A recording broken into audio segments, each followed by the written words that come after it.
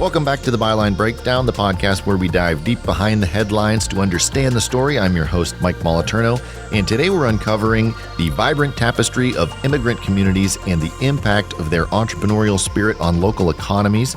With me is Denise Dick, Special Projects Manager at the Business Journal and the author of the story that we're going to be talking about today. Thank you for being here, Denise. Thanks for having me. So your story begins with, I hope I'm saying this correctly, Mahoning Kanal, who left Bhutan at age 16. Correct. To come to the U.S. Well, actually, the Bhutanese government sort of pushed people out who were ethnic Nepalese, and they initially settled at a refugee camp in Nepal, and there was some negotiation for them to potentially return to Bhutan, but those didn't work, and they tried to get citizenship in Nepal. To return to Bhutan, and then they tried to get citizenship in Nepal, but Nepal wouldn't allow that. So in 2006, the U.S. said that they would take 60,000 Bhutanese to settle in the U.S., and that family initially was in Phoenix, Arizona. He worked for Delta Airlines.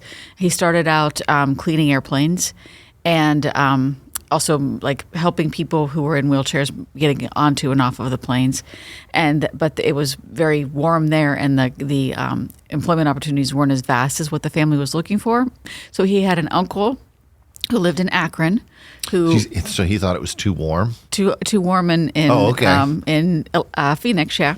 Sure. Oh, and, yeah. For most people, it is. I guess if you're from Nepal, yeah. I'm not real sure what the weather is in Bhutan, but anyway. Yeah. So his uncle said there's lots of employment opportunities here. You certainly don't have to worry about the extreme heat here most of the year, and so the family relocated to Akron.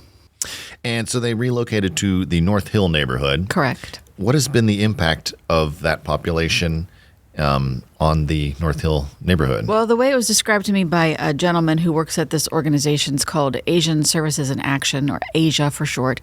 That was an area of the community that people were leaving, and they've revitalized it. There's shops now and restaurants, and many of them cater to that population because that's A, what they knew how to do, and B, they were serving a need. Right. So it's like there's one building, it's painted these vibrant colors. There's clothing stores and international markets and restaurants that have that kind of food.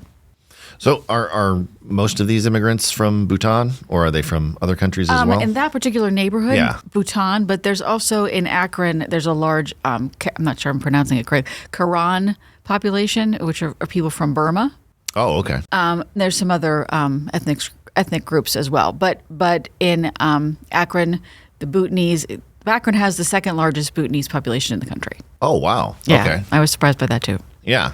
So when you were up there, I guess, what was your take on the neighborhood as you were looking around? Well, Mr. Kanal that we started with, he's actually since moved out to Cuyahoga Falls, which actually also has a pretty large population. Because what I've learned that they often people, refugees, not just from Bhutan, but different areas, often settle in a community, but they don't always all stay there. Mm-hmm. And the reason that they settle, one, they have affordable housing and available housing there. That's part of the draw. But also people support each other. So you can imagine coming to a different country, you don't necessarily know the language, you don't know the customs, you don't know the way of life. So people who've been there longer can tell you what you need to know. So, but they don't always stay. Sometimes as their standard of living improves, they move out to someplace else. So that's the case with Mr. Kanal. His family now lives in Cuyahoga Falls. I think that's probably been the case for a long time. I remember my dad and other relatives talking about similar situations with my Italian relatives who came here, at the early 1900s, how they would all kind of settle in one place. A family member would come. They'd have some distant relatives there. They would all kind of pool their resources for a while until everyone got on their feet, and yeah. That's right. I'm sure it's the same kind of thing now. So let's talk a little bit about the Valley Repopulation Plan. Mm-hmm. We've talked a little bit about it before in some of your other stories, but just in case somebody isn't familiar, they've got the 3 R's of the plan. Could you tell us a little bit about that and kind of how this ties in with the Valley Repopulation Plan? Well, the Repopulation Plan is being spearheaded by the Regional Chamber and Eastgate Council of Regional Governments. And the 3 R's are retain, so the young people who are here, return, the people who have left for whatever reason, and then receive refugees and immigrants. So in Bhutan, that's a large refugee population. But as one of the people that I spoke to up there in Akron told me, when you have a refugee population, an immigrant population often forms kind of parallel. And they're looking at, there's lots of organizations who would be called upon to be involved if this happens in the Valley, like the Catholic Charities Regional Agency, the Jewish Federation of Youngstown, and I'm sure there will be others as well that we talked to last month. We'll continue our conversation after a short break, and when we come back, we're going to talk about some of the surprising economic contributions of the immigrant population in Akron. We'll be right back. Attention all business enthusiasts in Northeast Ohio and Western Pennsylvania. The Business Journal has been your trusted partner since 1984, giving insights, updates, and fostering growth in your region. From Mahoning to Mercer, from Columbiana to Lawrence, we've got you covered. For just $10 a month or $99 a year, unlock our digital troves, or get both print and digital for only $99 a year. Make the smart business choice. Subscribe now. Welcome back. We are here with Denise Dick discussing the impact of the immigrant community in Akron.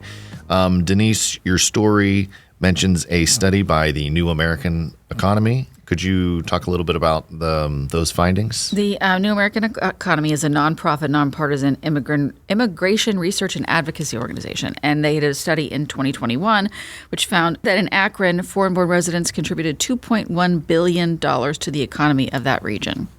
And then also they looked at Pittsburgh, which also has a vibrant refugee population. And in that city, 26.8% more likely to be entrepreneurs than U.S.-born residents. In the Pittsburgh region, they Correct. found that. Yeah. Okay. Right. But that's something that, I mean, that's what this study found. But I've seen that's high statistics for higher entrepreneurship among foreign-born people, and just for whatever reason, because they that's something that they know how to do, and they decide to fill a need. If that's part of it, I would imagine. I'd imagine, and it's just me, but it's kind of part of the American dream That sort too. of thing too. That too. You know what I mean? Come here Right. and kind of make it on your own and build your own, make your own way. We touched on it a little bit, but the role of organizations like the Catholic Charities and the Youngstown Area Jewish Federation, what are they going to be? I guess, are these people going to be all pulling together under some kind of umbrella, or how are they going to be working? And I guess, do we know what populations they're looking at, or what kind of resources they're looking to bring? We're early in the process, but the when I talked to the woman from Catholic, Nancy Voitis, from the executive director of Catholic Charities Regional Agency, they are like in consultation with their counterpart in Cleveland to find out, what needs to be done. How can we work together? Because it's a multi-step process. It's not like, snap your fingers and here you go. It'd be effectively becoming a resettlement agency. So there's a lot to that. And the Youngstown Jewish Federation, they've been helping with resettling of people since World War II. But this would, I believe, what they're envisioning is larger numbers. So there's still a lot to do. And what about employment options for these populations? Well, in Akron, they often start at a poultry farm up there, poultry farm and processing facility, and like Mr. Canal did that, and then he kind of rose up through the ranks and sort of was a liaison between employees and management, and a lot of the things that initially when they get here they do are things that don't require a mastery of the English language for obvious reasons, because a lot of them come here don't know any English, but they don't always stay in those positions. They move on. Like Mr. Canal has kind of become an entrepreneur himself. He, along with two other people, he owns an employment agency. He has a small transportation company, and he's a shareholder in a pharmacy. Wow. Okay. Yeah. Plus, he's the president of the Bhutanese Community Association of Akron, which also works sort of as social service kind of thing. They help people get settled. They help people learn to drive, connect them with English services. And what about housing? Because I know that's a big kind thing of a problem everywhere, here. right? So I guess, how are they tackling that there? And well, in Akron at the time, there was available housing. I don't think that's become an issue so much yet, but because there have been people who've moved out of those homes. But it's a countrywide problem of a lack of affordable, available housing. I mean, it just is. So it's not something that is unique to Youngstown. And did you get maybe a sense of the Bhutanese community in Akron, or I guess their sentiments about being here and their Sure, go ahead. Mr. Canal couldn't say enough about being. He said they were very welcoming, and they're very happy. They've got better schools, they've got access to better health care, better education, have homes, so they're very happy here. But I mean, if you think about it, they were in a position they were thrown out of where they lived. Right. So it's not, God bless them for making a new home and being happy here, but that's a pretty traumatic thing to have to go through. It sounds like they've made the best of it so far. Yeah. I mean, look at him. He's got his hand in 3 different businesses. So I guess last question, what's the broader significance of the story? I guess what's the impact on our listeners, and how is this going to be affecting them for probably the next couple of decades or so? Well, immigrants and refugees can enhance a community. And like when I was speaking to the interim CEO at Asia, he was saying, the economic benefits are a side thing, but it's the right thing to do. You're really providing a place for people who have nowhere else on the planet to go. But there are for the economic benefits, like the entrepreneurship, the new businesses, there are cultural benefits because you get exposed to new food and new celebrations. And it's like that's the fabric on which our country was built. Well, Denise, thank you very much for writing the story and for talking with us about it today. And thank you to the listeners for joining us on the Byline Breakdown. If you'd like to read more from Denise's story, we'll put a link to that in the story notes. That is in our Growth Report 2 Business and Industry Edition, which is out this week. So if you don't actually, if you're not a subscriber, you'll want to get a copy of that. Until then, we'll be back next week with another episode of the Byline Breakdown.